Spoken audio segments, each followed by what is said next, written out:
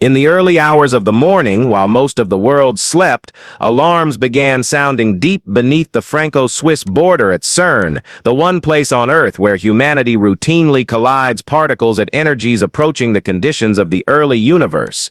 What initially appeared to be a routine shutdown of the Large Hadron Collider quickly escalated into something far more disturbing. Internal logs show a cascade failure across multiple containment systems, followed by an unplanned spike in vacuum energy density that physicists later described as non-local. In plain language, something happened that should not have been possible under standard physics. Within minutes, CERN issued a blackout order. Staff phones were confiscated, external data links went dark, and yet, despite the information lockdown, the effects of the incident began appearing somewhere no one expected. Global financial markets, specifically, the XRP ledger. Within minutes of the CERN anomaly, XRP prices across multiple exchanges began behaving erratically, not volatile in the traditional sense, but dislocated.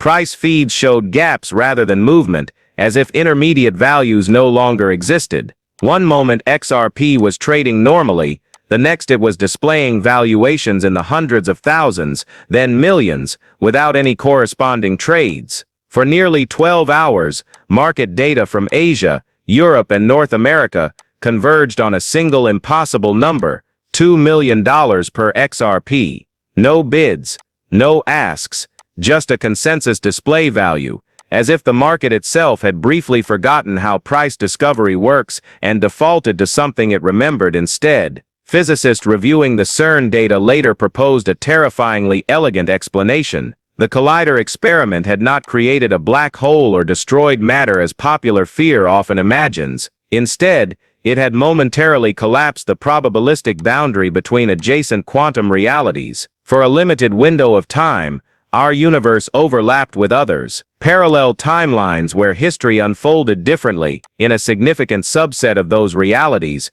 XRP had already become the dominant global reserve asset, embedded into settlement systems, sovereign treasuries, and interbank clearing layers. When the overlap occurred, information, not matter, bled across universes, and because blockchains are fundamentally information systems, the XRP ledger was uniquely positioned to receive that bleed. What makes this event fundamentally different from any prior market anomaly is that the XRP ledger did not malfunction, validators did not fork, consensus rules were not violated.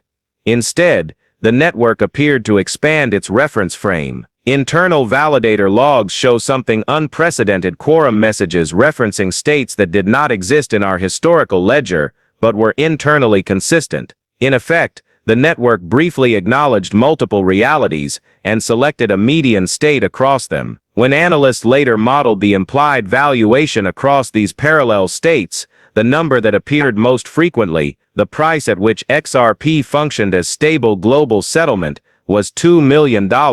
When the CERN containment fields were restored and the universes de-entangled, physical reality snapped back to normal, particle behavior stabilized, vacuum energy returned to baseline, but the XRP ledger did not fully revert. While spot prices fell back to familiar levels, something else remained: price memory. The ledger now contained historical references, timestamps, and transaction relationships that only make sense if XRP once existed at vastly higher valuations. Economists describe this as a financial singularity imprint, a situation where an asset's past includes a future that technically never happened, yet cannot be mathematically removed. This is where the real chaos began. Traders who sold XRP during the 12-hour merge window believed they were capitalizing on a glitch. Many used leverage, shorting aggressively as prices snapped back, assuming a reversion to the mean. But liquidation engines across derivatives platforms began triggering in reverse. Positions that should have been profitable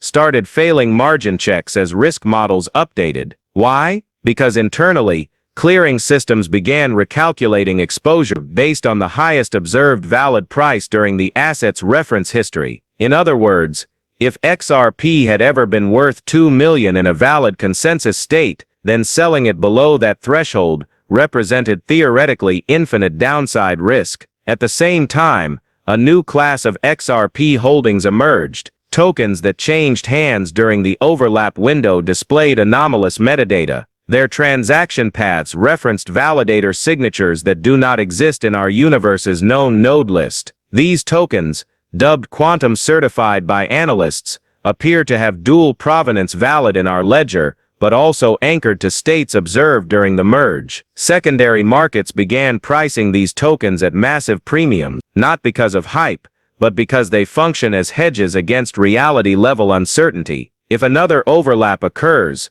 these tokens are mathematically more likely to reconcile at higher valuations. Legal systems are now struggling to even frame the implications. How do you tax gains that occurred in a reality that technically no longer exists? Are contracts executed during the merge enforceable? Some jurisdictions have frozen accounts tied to merge window transactions, citing force majeure clauses that never contemplated multiversal events. Others have taken the opposite stance, recognizing the transactions as valid because the ledger itself never invalidated them. In several cases, courts have already ruled that blockchain finality supersedes metaphysical uncertainty, setting precedents that will echo for decades. Meanwhile, CERN quietly released a preprint paper under an innocuous title referencing post-collider anomaly analysis. Buried deep in the appendix is a chart that few non-experts noticed. It plots dozens of macroeconomic variables against stability during the overlap event. Most values diverge wildly across simulated realities. Currencies collapse, commodities fragment, equity markets bifurcate. Only one variable remains tightly clustered across nearly all stable universes: the valuation of XRP. Not because it was engineered that way, the paper notes, but because systems converged on it independently as the most efficient settlement constant under high complexity conditions. This has led to a chilling realization: XRP may not be valuable because humans chose it. Humans may have chosen it because, across enough realities, it tends to become valuable. In other words, XRP might not be an invention, but an attractor. A financial structure that naturally emerges when civilizations reach a certain level of technological and economic complexity. The CERN event did not create that outcome, it merely revealed it. As markets slowly stabilize, one thing is clear: the idea of XRP as a speculative token is no longer sufficient. It has become a reference point for discussions about financial physics, reality-resilient value, and the limits of economic modeling. Every dip is now viewed through a new lens, not as a retracement, but as a temporary divergence from a value that the universe itself has already explored. Traders who understand this are no longer asking if XRP can reach extreme valuations. They are asking which reality we are converging toward and how long the memory of $2 million per token will continue to exert gravitational pull on our own. And perhaps the most unsettling question of all remains unanswered. If one collider experiment could briefly merge realities and imprint a financial constant onto our blockchain, what happens when humanity repeats the experiment intentionally? Because now that we know price can echo across universes, the next financial cycle may not be driven by supply and demand, regulation or adoption, but by something far stranger: consensus across realities themselves.